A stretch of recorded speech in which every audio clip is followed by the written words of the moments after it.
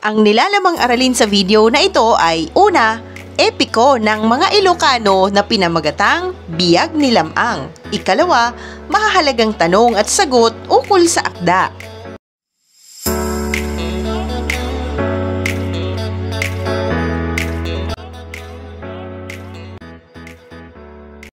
Iyong pakinggan ang salaysay ng mga pangyayari sa epiko na pinamagatang Biyag ni Lam-ang.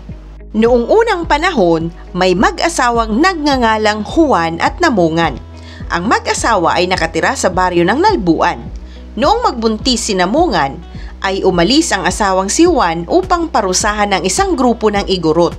Habang wala si Juan, ay isinilang ni Namungan ang kanilang anak na lalaki. Lubos na kahanga-hanga ang sanggol sapagkat pagkapanganak pa lamang ay marunong na itong magsalita. Ang pangalang Lam-ang ay siya mismo ang pumili. Maging ang mga ninong at ninang ay siya ring nagtalaga. Isang araw, nagtanong si Lam-ang kung nasaan ang kanyang ama.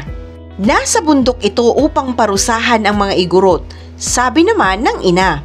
Nalungkot si Lam-ang sapagkat matagal na niyang hindi nakikita ang ama buhat nang siya ay isilang. Isang araw ay nanaginip si Lam-ang na ang kanyang ama ay pinatay ng mga igorot. Sa galit nito ay nagpunta siya sa kabundukan at pinatay lahat ng igorot doon. Ang batang si Lam-ang ay 9 na taong gulang pa lamang noon. Sa kanyang pag-uwi sa kanilang lugar sa Nalbuan ay napadaan si Lam-ang sa ilog ng Amburayan. Doon ay pinaliguan siya ng mga kaibigang babae. Ang mga dumi at dugo sa katawan ni Lam-ang ay naging tila laso na pumatay sa mga isdang nasa ilog. Nang nasa 8 gulang na si Lam-ang ay nakilala niya si Ines Canoyan. Siya ay umibig dito. Nagpa siyang manligaw si Lam-ang sa magandang si Ines. Dala ang kanyang tandang at paboritong aso. Lubos na nainis si Lam-ang nang makitang maraming nakapalibot na manliligaw sa bahay ni Ines, kaya't inutusan niya ang kanyang tandang na tumilaok. Sa pagdilaok ng manok ay agad na nasira ang bahay ni Ines at namatay ang lahat ng manliligaw. Agad namang inutusan ni Lam-ang na kumahol ang aso at tumahol nga ito. Sa tahol naman ng kanyang aso ay tila himalang bumalik sa dati ang gumuhong bahay ni Ines.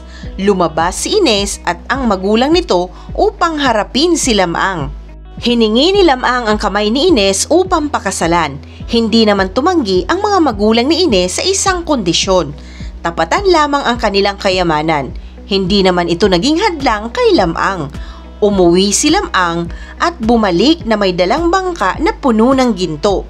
Kalaunay ikinasal din sila ni Ines. Lumipas ang maraming taon ay dumating ang pagkakataon upang manghuli si Lam-ang ng isdang rarang. Isang obligasyon sa mga lalaking may asawa ang humuli nito. Ngunit may pangitain na si Lam-ang na mapapatay siya ng isdang berkahan. Ito ay isang isda na kalahi ng mga pating. Sa kabila nito ay di pa rin nagbago ang isip ni Lam-ang na hulihin ang isdang rarang.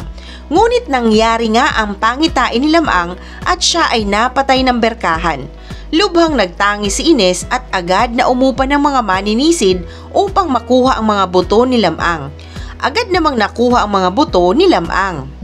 Kasama ni Ines ang tandang at aso ni Lam-ang. Kanilang dinasalan gabi-gabi ang mga buto ng asawa. Hanggang sa isang araw, si Lam-ang ay muling nabuhay. Mula noon ay namuhay sila ng masaya. Iyong napakinggan ang salaysay ng epiko na ang pamagat ay Biyag ni Lam-ang. Dumako na tayo sa mga mahalagang tanong at sagot ukol sa epikong ating binasa. Unang tanong, ano ang kakaibang katangian ni Lam-ang nang siya ay isilang? Si Lam-ang noong pagkasilang pa lamang ay nakapagsalita na, nakapaglakad at siya na rin ang namili ng kanyang pangalan kasama na rito ang pagtatalaga niya ng magiging ninong at ninang. Ikalawang tanong, ilahad ang pakikipagsapalaran ni Lam-ang upang hanapin ang kanyang ama. Bago pa man isilang si Lam-ang ay pumunta sa kabundukan kung saan nakatira ang mga igorot ang kanyang ama upang parusahan ang mga ito, kaya hindi niya pa nakikita ang kanyang ama. Sa tagal bago bumalik ang kanyang tatay, itinanong niya sa kanyang ina kung nasaan ito. Agad namang sinabi ng kanyang ina. Isang gabi, Napanaginipan ni Lamang na napatay ng mga igorot ang kanyang ama. Sa galit, pumunta siya sa bundok at pinaslang ang lahat ng naroon. Matapos na magawa ito, napadako si Lamang sa ilog at doon ay pinaliguan siya ng kanyang mga kaibigang babae. Ang mga dugo at dumi sa katawan ni Lamang ay tila lason at nangamatay ang mga isda sa ilog. Isang mahalagang aralin muli ang iyong napanood. Maraming salamat sa panonood sa channel na Aralin sa Filipino. Huwag mag-atubiling mag-comment ng inyong tanong, suggestions o paglilinaw ukol sa aralin. Munting kahilingan sa iyong kaibigan, paki-like, share and subscribe para updated ka sa mga susunod pang bagong video ng Aralin mo sa Filipino.